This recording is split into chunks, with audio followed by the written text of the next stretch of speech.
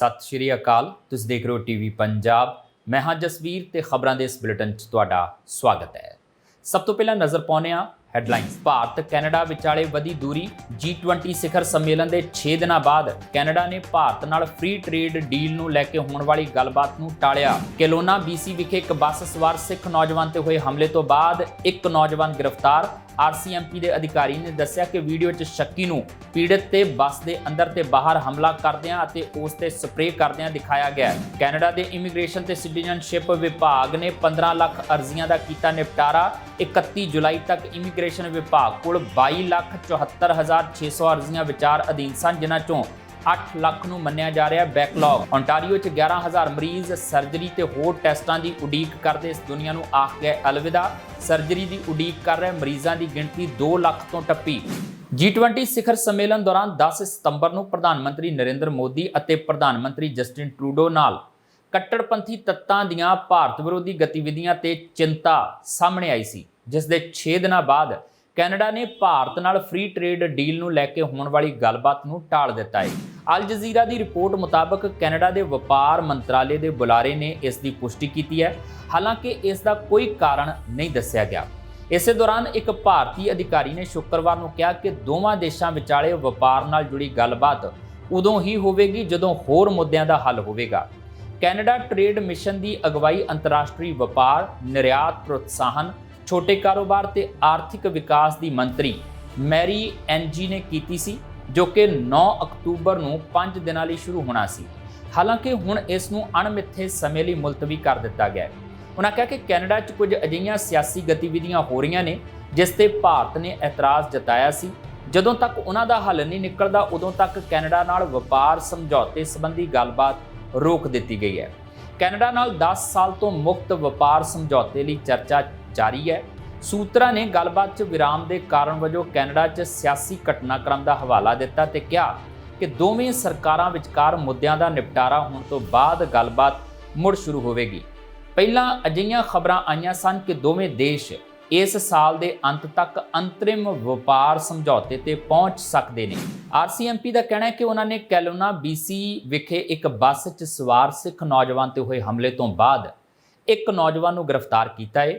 ਕੈਲੋਨਾ RCMP ਦੇ ਅਧਿਕਾਰੀ Michael ਗੌਥੀਅਰ ਨੇ ਇੱਕ ਬਿਆਨ 'ਚ ਦੱਸਿਆ ਕਿ ਵੀਡੀਓ 'ਚ ਸ਼ੱਕੀ ਪੀੜਤ ਉੱਤੇ ਬੱਸ ਦੇ ਅੰਦਰ ਤੇ ਬਾਹਰ ਹਮਲਾ ਕਰਦਿਆਂ ਤੇ ਉਸ ਉੱਤੇ ਸਪਰੇਅ ਕਰਦਿਆਂ ਵੀਡੀਓ 'ਚ ਦਿਖਾਇਆ ਗਿਆ ਹੈ। ਗੌਥੀਅਰ ਦਾ ਕਹਿਣਾ ਹੈ ਕਿ ਸ਼ੱਕੀ ਹਿਰਾਸਤ 'ਚ ਹੈ ਤੇ ਜ਼ਮਾਨਤ ਦੀ ਸੁਣਵਾਈ ਲਈ ਉਸ ਨੂੰ ਅਦਾਲਤ 'ਚ ਪੇਸ਼ ਕੀਤਾ ਗਿਆ। ਇਸ ਹਮਲੇ ਨੂੰ ਲੈ ਕੇ world Sikh organisation of Canada ਨੇ ਇੱਕ ਬਿਆਨ ਜਾਰੀ ਕਰਕੇ ਇਹ ਕਿਹਾ ਕਿ ਇਹ ਸਾਲ ਕੈਲੋਨਾ ਵਿਖੇ ਬੱਸ 'ਚ ਸਵਾਰ ਕਿਸੇ ਸਿੱਖ ਵਿਦਿਆਰਥੀ ਤੇ ਦੂਜਾ ਹਮਲਾ ਹੈ ਤੇ ਇਹਨਾਂ ਹਮਲਿਆਂ ਨੂੰ ਲੈ ਕੇ ਉਹ ਬਹੁਤ ਚਿੰਤਤ ਨੇ। ਮਾਰਚ 'ਚ ਕੈਲੋਨਾ RCMP ਨੇ ਕਿਹਾ ਸੀ ਕਿ ਇੱਕ ਸਿੱਖ ਅੰਤਰਰਾਸ਼ਟਰੀ ਵਿਦਿਆਰਥੀ ਨੂੰ ਬੱਸ ਤੋਂ ਉਤਰਦੇ ਸਮੇਂ ਪਿੱਛੇ ਤੋਂ ਮਾਰਿਆ ਗਿਆ ਸੀ। ਗੌਥੀਅਰ ਨੇ ਦੱਸਿਆ ਕਿ ਤਾਜ਼ਾ ਘਟਨਾ ਦੀ ਜਾਂਚ ਕਰ ਰਹੇ ਜਾਂਚਕਰਤਾਵਾਂ ਨੇ BC ਪ੍ਰੋਸੀਕਿਊਸ਼ਨ ਸਰਵਿਸ ਲਈ ਮੁੱਢਲੀ ਰਿਪੋਰਟ ਪੂਰੀ ਕਰ ਲਈ ਹੈ ਤੇ ਨੌਜਵਾਨਾਂ ਬਾਰੇ ਕੋਈ ਹੋਰ ਵੇਰਵੇ ਨਹੀਂ ਦਿੱਤੇ ਜਾਣਗੇ। ਗੌਥੀਅਰ ਨੇ ਬਿਆਨ 'ਚ ਇਹ ਵੀ ਕਿਹਾ ਕਿ ਬੇਸ਼ੱਕ ਬੇਅਰ ਸਪਰੇਅ ਦੇ ਪ੍ਰਭਾਵ ਬਹੁਤ ਦੁਖਦਾਈ ਹੁੰਦੇ ਨੇ ਤੇ ਸਿਰਫ ਅਸਥਾਈ ਹੋ ਸਕਦੇ ਨੇ, ਪਰ ਫਿਰ ਵੀ ਇਸ ਦਾ ਨੌਜਵਾਨ ਦੇ ਫੈਸਲਿਆਂ ਤੇ ਲੰਬੇ ਸਮੇਂ ਤੱਕ ਪ੍ਰਭਾਵ ਰਹੇਗਾ। ਉਹਨਾਂ ਕਿਹਾ ਕਿ ਅਸੀਂ ਸਿੱਖ ਭਾਈਚਾਰੇ ਤੇ ਇਸ ਤਰ੍ਹਾਂ ਦੀਆਂ ਹਿੰਸਕ ਕਾਰਵਾਈਆਂ ਦੀ ਨਿਖੇਧੀ ਕਰਦੇ ਹਾਂ ਤੇ ਮਾਮਲੇ ਦੀ ਡੂੰਘਾਈ ਨਾਲ ਜਾਂਚ ਕਰ ਰਹੇ ਹਾਂ। ਕੈਨੇਡਾ ਦੇ ਇਮੀਗ੍ਰੇਸ਼ਨ ਤੇ ਸਿਟੀਜ਼ਨਸ਼ਿਪ ਵਿਭਾਗ ਨੇ 15 ਲੱਖ ਅਰਜ਼ੀਆਂ ਦਾ ਨਿਪਟਾਰਾ ਕਰਦਿਆਂ ਨਵਾਂ ਮੀਲ ਪੱਥਰ ਕਾਇਮ ਕੀਤਾ ਹੈ ਤੇ ਬੈਕਲੌਗ ਘਟਾਉਣ 'ਚ ਸਫਲਤਾ ਹਾਸਲ ਕੀਤੀ ਹੈ।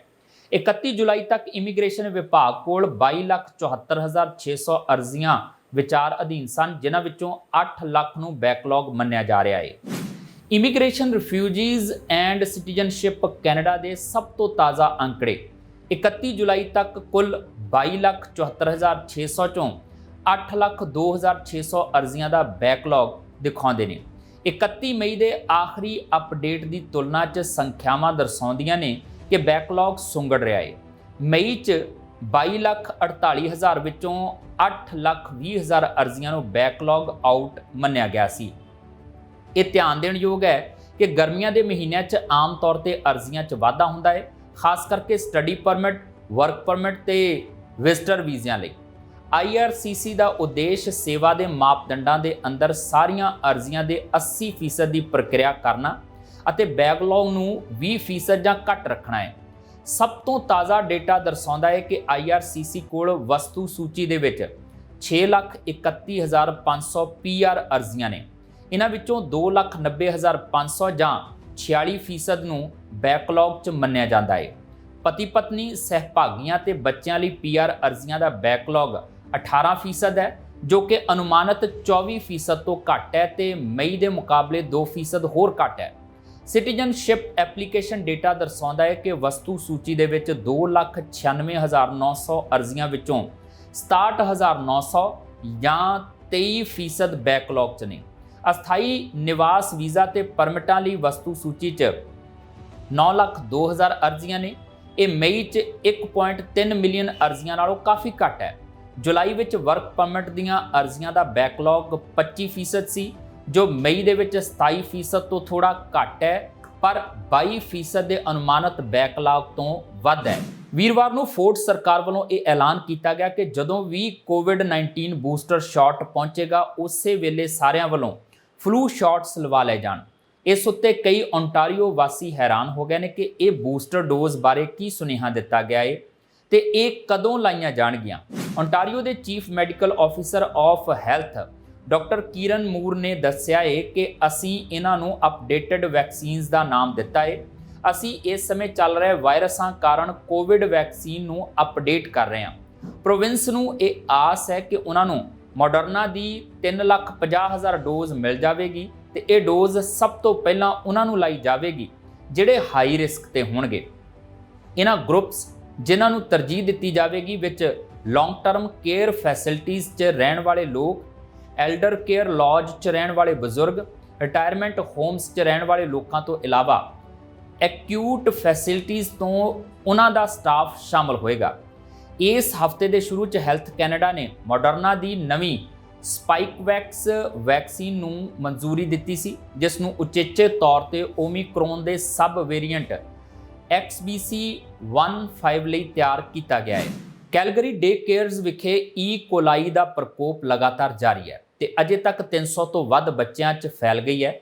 ਇਸੇ ਵਿਚਾਲੇ ਆਪਣੀ ਪਹਿਲੀ ਇੰਟਰਵਿਊ 'ਚ ਅਲਬਰਟਾ ਦੀ ਪ੍ਰੀਮੀਅਰ ਡੈਨੀਅਲ ਸਮਿਥ ਨੇ ਕਿਹਾ ਹੈ ਕਿ ਉਸਨੇ ਆਪਣੀ ਸਰਕਾਰ ਨੂੰ ਪ੍ਰਭਾਵਿਤ ਪਰਿਵਾਰਾਂ ਦੀ ਵਿੱਤੀ ਮਦਦ ਕਰਨ ਲਈ ਇੱਕ ਪ੍ਰਸਤਾਵ ਲਿਆਉਣ ਲਈ ਨਿਰਦੇਸ਼ ਦਿੱਤਾ ਹੈ। ਬੀਤੀ 4 ਸਤੰਬਰ ਨੂੰ ਕੈਲਗਰੀ 'ਚ ਕੋਲਾਈ ਦੇ ਪ੍ਰਕੋਪ ਦਾ ਐਲਾਨ ਕੀਤਾ ਗਿਆ, ਜਿਸ ਦੇ ਕਾਰਨ 11 ਡੇ ਕੇਅਰਸ ਅਤੇ ਇੱਕ ਆਮ ਰਸੋਈ ਨੂੰ ਬੰਦ ਕਰਨ ਲਈ ਕਿਹਾ ਗਿਆ ਸੀ, ਜਿੱਥੇ ਇਹ ਮੰਨਿਆ ਜਾਂਦਾ ਹੈ ਕਿ ਇਹ ਪ੍ਰਕੋਪ ਸ਼ੁਰੂ ਹੋਇਆ ਸੀ। ਇੱਥੇ ਕੋਲਾਈ ਦੇ 329 ਮਾਮਲੇ ਸਾਹਮਣੇ ਆਏ ਸਨ ਤੇ ਪ੍ਰਭਾਵਿਤਾਂ 'ਚ ਵਧੇਰੇ ਬੱਚੇ ਸ਼ਾਮਲ ਸਨ। ਹੀਮੋਲਾਈਟਿਕ ਯੂਰੇਮਿਕ ਸਿੰਡਰੋਮ ਦੇ ਨਾਲ ਘੱਟੋ-ਘੱਟ 20 ਬੁਰੀ ਤਰ੍ਹਾਂ ਨਾਲ ਬਿਮਾਰ ਨੇ। ਹਾਲਾਂਕਿ ਕੁਝ ਠੀਕ ਹੋ ਗਏ ਨੇ ਤੇ 6 ਇਸ ਸਮੇਂ ਡਾਇਲਸਿਸ ਤੇ ਨੇ। ਇੱਕ ਇੰਟਰਵਿਊ 'ਚ ਪ੍ਰੀਮੀਅਰ ਸਮਿਥ ਨੇ ਉਹਨਾਂ ਉਪਾਵਾਂ ਵੱਲ ਇਸ਼ਾਰਾ ਕੀਤਾ ਜੋ ਉਹਨਾਂ ਦੀ ਸਰਕਾਰ ਮਾਪਿਆਂ ਦੀ ਸਹਾਇਤਾ ਲਈ ਚੁੱਕੇਗੀ ਤੇ ਇਹ ਵੀ ਪਤਾ ਲਗਾਵੇਗੀ ਕਿ ਪ੍ਰਕੋਪ ਕਿਵੇਂ ਹੋਇਆ। ਸਮਿਥ ਨੂੰ ਜਦੋਂ ਇਹ ਪੁੱਛਿਆ ਗਿਆ ਕਿ ਕੀ ਸਰਕਾਰ ਮੁਆਵਜ਼ੇ ਤੇ ਵਿਚਾਰ ਕਰ ਰਹੀ ਹੈ, ਕਿਉਂਕਿ ਬਹੁਤ ਸਾਰੇ ਲੋਕਾਂ ਨੂੰ ਬੱਚਿਆਂ ਦੀ ਦੇਖਭਾਲ ਪ੍ਰਦਾਨ ਕਰਨ ਲਈ ਕੰਮ ਤੋਂ ਖੁੰਝਣਾ ਪਿਆ ਸੀ ਜਾਂ ਸਤੰਬਰ ਦੇ ਮਹੀਨੇ ਲਈ ਡੇ ਕੇਅਰ ਲਈ ਭੁਗਤਾਨ ਕਰਨਾ ਪਿਆ ਸੀ, ਇਸ ਤੇ ਪ੍ਰੀਮੀਅਰ ਨੇ ਕਿਹਾ ਕਿ ਉਹਨਾਂ ਨੇ ਮੰਤਰਾਲੇ ਨੂੰ ਇੱਕ ਪ੍ਰਸਤਾਵ ਲਿਆਉਣ ਦਾ ਨਿਰਦੇਸ਼ ਦਿੱਤਾ ਹੈ। I want to provide an update on the E. coli outbreak that has hurt so many kids. What's believed to have happened was a violation of food safety standards in a shared kitchen and undoubtedly a violation of parents' faith in the system. When people entrust their child to someone else, they expect their child will receive the best possible care. Families are watching in anguish, watching their children suffer from a preventable cause. They're enduring extreme stress, afraid of what the outcome will be and how this will affect their child's health. It's unimaginable pain, and I'm heartbroken by what these families are going through. Right now, the most important comfort I can offer is the promise that each sick child is getting the best possible care. And I would just like to thank all of the medical professionals who have been doing everything they can to treat and to heal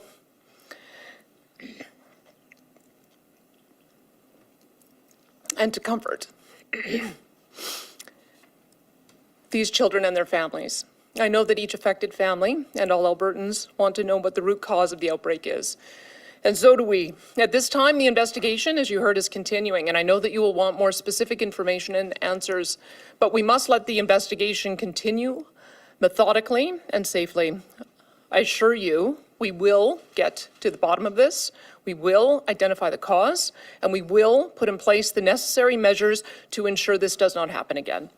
I want to be clear, the kitchen believed to be responsible is closed indefinitely, as Dr. Jaffe has said, and we will have more to say on this subject once the investigation is complete and we've reviewed the findings. Ontario 'ਚ 11,000 ਮਰੀਜ਼ surgery ਅਤੇ ਹੋਰ ਟੈਸਟਾਂ ਦੀ ਉਡੀਕ ਕਰਦੇ ਇਸ ਦੁਨੀਆ ਨੂੰ ਅਲਵਿਦਾ ਆਖ ਗਏ। ਸਿਟੀ ਨਿਊਜ਼ ਵੱਲੋਂ ਇੱਕ ਤਾਜ਼ਾ ਰਿਪੋਰਟ ਦੇ ਹਵਾਲੇ ਨਾਲ ਇਹ ਦਾਅਵਾ ਕੀਤਾ ਗਿਆ ਹੈ, ਜਿਸ ਮੁਤਾਬਕ 2,000 ਲੋਕਾਂ ਦੀ ਮੌਤ ਸਰਜਰੀ ਦੀ ਉਡੀਕ ਕਰਦਿਆਂ, ਜਦਕਿ 9,000 ਤੋਂ ਵੱਧ MRI ਤੇ CT ਸਕੈਨ ਕਰਵਾਉਣ ਦੀ ਉਡੀਕ ਦੌਰਾਨ ਦਮ ਤੋੜ ਗਏ। ਬਿਮਾਰੀਆਂ ਨਾਲ ਜੂਝ ਰਹੇ ਮਰੀਜ਼ਾਂ ਅੰਦਰ ਖੌਫ ਦਾ ਮਾਹੌਲ ਹੈ ਤੇ 38 ਸਾਲ ਦੀ ਜਾਰਡਨਾ ਬਿਆਲੋ ਉਹਨਾਂ ਵਿੱਚੋਂ ਇੱਕ ਹੈ। ਉਸ ਨੂੰ ਅਕਤੂਬਰ 2020 'ਚ ਰੇਅਰ ਜੈਨੇਟਿਕ ਟਿਊਮਰ ਸਿੰਡਰੋਮ ਦੀ ਸ਼ਿਕਾਇਤ ਹੋਈ। ਇਸ ਬਿਮਾਰੀ ਕਾਰਨ ਮਰੀਜ਼ ਦੇ ਸਰੀਰ ਵਿੱਚ ਰਸੌਲੀਆਂ ਬਣਨ ਲੱਗ ਜਾਂਦੀਆਂ ਨੇ ਅਤੇ ਇਹਨਾਂ ਨੂੰ ਆਪਰੇਸ਼ਨ ਰਾਹੀਂ ਹੀ ਕੱਢਿਆ ਜਾ ਸਕਦਾ ਹੈ। ਤਕਰੀਬਨ 1.5 ਸਾਲ ਦੀ ਉਡੀਕ ਮਗਰੋਂ ਬਿਆਲੋ ਇਸਤਰੀ ਰੋਗਾਂ ਦੀ ਮਾਹਰ ਡਾਕਟਰ ਤੱਕ ਪਹੁੰਚ ਸਕੀ ਤੇ ਹਾਲ ਹੀ 'ਚ ਉਸ ਦੀ ਪਿੱਠ ਵਿੱਚ 4 ਰਸੌਲੀਆਂ ਹੋਣ ਬਾਰੇ ਪਤਾ ਲੱਗਾ, ਪਰ ਹੁਣ ਉਸ ਨੂੰ CT ਸਕੈਨ ਕਰਵਾਉਣ ਵਾਸਤੇ ਸੰਘਰਸ਼ ਕਰਨਾ ਪੈ ਰਿਹਾ ਹੈ। ਇੱਕ ਪਾਸੇ ਡਾਕਟਰ ਜਲਦ ਤੋਂ ਜਲਦ CT ਸਕੈਨ ਕਰਵਾਉਣ ਲਈ ਕਹਿ ਰਹੇ ਨੇ, ਜਦਕਿ ਦੂਜੇ ਪਾਸੇ CT ਸਕੈਨ ਵਾਸਤੇ ਉਡੀਕ ਸੂਚੀ ਬਹੁਤ ਲੰਬੀ ਹੈ। ਓਨਟਾਰੀਓ 'ਚ ਸਰਜਰੀ ਦੀ ਉਡੀਕ ਕਰ ਰਹੇ ਮਰੀਜ਼ਾਂ ਦੀ ਗਿਣਤੀ 2 ਲੱਖ ਤੋਂ ਟੱਪ ਚੁੱਕੀ ਹੈ।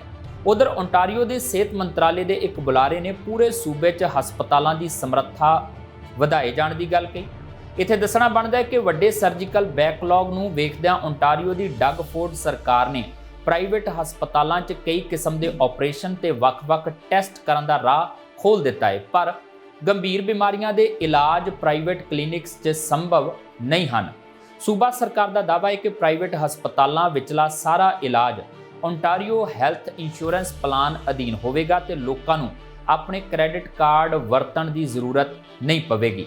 ਸਰਕਾਰ ਦਾ ਕਹਿਣਾ ਹੈ ਕਿ ਸਰਜਰੀਜ਼ ਨਾਲ ਬੈਕਲੌਗ ਖਤਮ ਹੋਣ ਤੋਂ ਬਾਅਦ ਵੀ ਪ੍ਰਾਈਵੇਟ ਹਸਪਤਾਲਾਂ ਦੀ ਮਦਦ ਲੈਣ ਦਾ ਸਿਲਸਿਲਾ ਜਾਰੀ ਰੱਖਿਆ ਜਾਏਗਾ।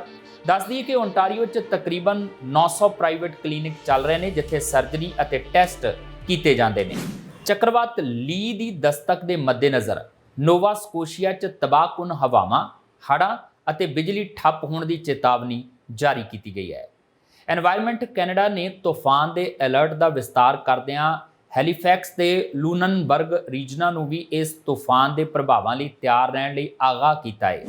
ਮੌਸਮ ਵਿਭਾਗ ਦਾ ਅਨੁਮਾਨ ਹੈ ਕਿ ਸ਼ਨੀਵਾਰ ਨੂੰ ਇਹ ਚੱਕਰਵਾਤ ਪੱਛਮੀ ਨੋਵਾ ਸਕੋਸ਼ੀਆ ਤੇ ਦੱਖਣੀ ਨਿਊ ਬ੍ਰੰਜ਼ਵਿਕ ਵਿੱਚ ਲੈਂਡਫਾਲ ਕਰੇਗਾ ਤੇ ਜ਼ਬਰਦਸਤ ਬਾਰਿਸ਼ਾਂ, ਤੇਜ਼ ਹਵਾਵਾਂ ਤੇ ਉੱਚੀਆਂ ਛੱਲਾਂ ਦਾ ਕਾਰਨ ਬਣੇਗਾ।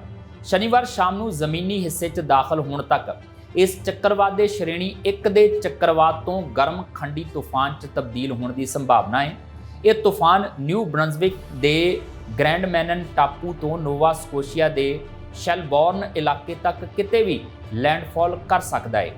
ਅੱਜ ਸਵੇਰੇ ਤੱਕ ਚੱਕਰਵਾਤ ਲੀ ਬਰਮੂਡਾ ਤੋਂ ਲਗਭਗ 380 ਕਿਲੋਮੀਟਰ ਉੱਤਰ ਪੱਛਮ ਵੱਲ ਸੀ ਤੇ ਇਸ ਦੌਰਾਨ 140 ਕਿਲੋਮੀਟਰ ਪ੍ਰਤੀ ਘੰਟਾ ਦੀ ਰਫ਼ਤਾਰ ਨਾਲ ਹਵਾਵਾਂ ਚੱਲ ਰਹੀਆਂ ਸਨ। ਤੂਫਾਨ ਦੀ ਉੱਤਰ ਵੱਲ ਵਧਣ ਦੀ ਰਫ਼ਤਾਰ 30 ਕਿਲੋਮੀਟਰ ਪ੍ਰਤੀ ਘੰਟਾ ਹੈ। ਗ੍ਰੈਂਡ ਮੈਨਨ ਟਾਪੂ ਅਤੇ ਨਿਊ ਬ੍ਰੰਜ਼ਵਿਕ ਦੇ ਤੱਟਵਰਤੀ ਇਲਾਕੇ ਸ਼ਾਰਲੇ ਕਾਉਂਟੀ ਅਤੇ ਨੋਵਾ ਸਕੋਸ਼ੀਆ ਦੀਆਂ ਸ਼ੈਲਬੌਰਨ, ਕੁਈਨਜ਼ ਤੇ ਡਿਗਬੀ ਕਾਉਂਟੀਜ਼ ਵਿੱਚ ਚੱਕਰਵਾਤ ਦੀ ਸੰਭਾਵਨਾ ਦਾ ਅਲਰਟ ਜਾਰੀ ਕੀਤਾ ਗਿਆ ਹੈ। ਨਿਊ ਬ੍ਰੰਜ਼ਵਿਕ ਦੀ ਫੰਡੀ ਦੀ ਖਾੜੀ ਅਤੇ ਤਕਰੀਬਨ ਪੂਰੇ ਨੋਵਾ ਸਕੋਸ਼ੀਆ 'ਚ ਗਰਮ ਖੰਡੀ ਤੂਫਾਨ ਦੀ ਚੇਤਾਵਨੀ ਜਾਰੀ ਕੀਤੀ ਗਈ ਹੈ। ਬ੍ਰਿਟਿਸ਼ ਕੋਲੰਬੀਆ 'ਚ ਜੰਗਲਾਂ ਦੀ ਅੱਗ ਕਾਰਨ ਐਲਾਨੀ ਗਈ ਐਮਰਜੈਂਸੀ ਵੀਰਵਾਰ ਅੱਧੀ ਰਾਤ ਤੋਂ ਸਮਾਪਤ ਹੋ ਗਈ। ਬ੍ਰਿਟਿਸ਼ ਕੋਲੰਬੀਆ ਸਰਕਾਰ ਵੱਲੋਂ ਵੀਰਵਾਰ ਨੂੰ ਇਸ ਦਾ ਐਲਾਨ ਕੀਤਾ ਗਿਆ ਸੀ। BC ਦੇ ਐਮਰਜੈਂਸੀ ਮੈਨੇਜਮੈਂਟ ਤੇ ਕਲਾਈਮੇਟ ਰੈਡੀਨੈਸ ਮੰਤਰੀ ਬੋਵਿਨ ਮਾ ਦੇ ਅਨੁਸਾਰ ਅੱਗ ਬੁਝਾਉਣ ਦੀਆਂ ਕੋਸ਼ਿਸ਼ਾਂ ਅਤੇ ਠੰਡੇ ਤਾਪਮਾਨ ਨੇ ਹਾਲ ਹੀ ਦੇ ਦਿਨਾਂ 'ਚ ਬਹੁਤ ਸਾਰੇ ਬ੍ਰਿਟਿਸ਼ ਕੋਲੰਬੀਆ ਵਾਸੀਆਂ ਨੂੰ ਆਪਣੇ ਘਰਾਂ ਨੂੰ ਵਾਪਸ ਪਰਤਣ 'ਚ ਮਦਦ ਕੀਤੀ ਹੈ। ਮਾਂ ਨੇ ਇੱਕ ਪ੍ਰੈਸ ਰਿਲੀਜ਼ 'ਚ ਕਿਹਾ ਕਿ ਬੇਸ਼ੱਕ ਸੂਬਾਈ ਐਮਰਜੈਂਸੀ ਦੀ ਲੋੜ ਨਹੀਂ ਹੈ, ਪਰ ਜੰਗਲਾਂ ਦੀ ਅੱਗ ਦਾ ਮੌਸਮ ਅਜੇ ਵੀ ਖਤਮ ਨਹੀਂ ਹੋਇਆ ਤੇ ਕਈ ਭਾਈਚਾਰੇ ਅਜੇ ਵੀ ਸੰਕਟ ਕਾਲ ਦੀ ਸਥਿਤੀ 'ਚ ਨੇ।